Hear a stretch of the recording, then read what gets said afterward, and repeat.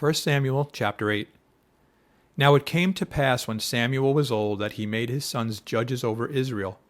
The name of his firstborn was Joel, and the name of his second Abijah. They were judges in Beersheba. But his sons did not walk in his ways. They turned aside after dishonest gain, took bribes, and perverted justice.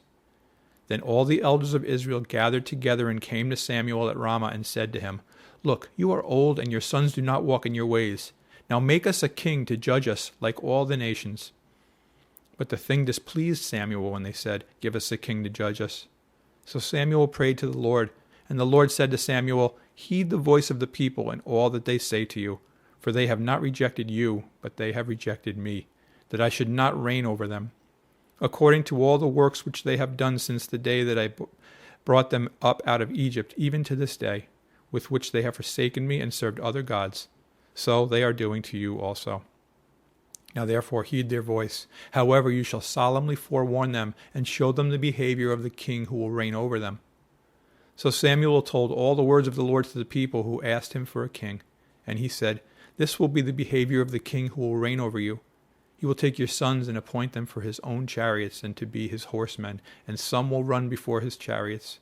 He will appoint captains over his thousands and captains over his 50s, will set some to plow his ground and reap his harvest, and some to make his weapons of war and equipment for his chariots.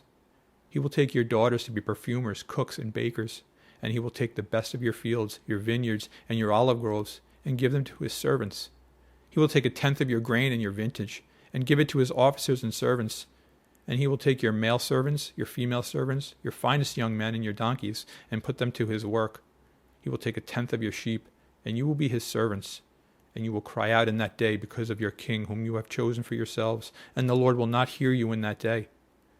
Nevertheless, the people refused to obey the voice of Samuel, and they said, No, but we will have a king over us, that we also may be like all the nations, and that our king may judge us and go out before us and fight our battles.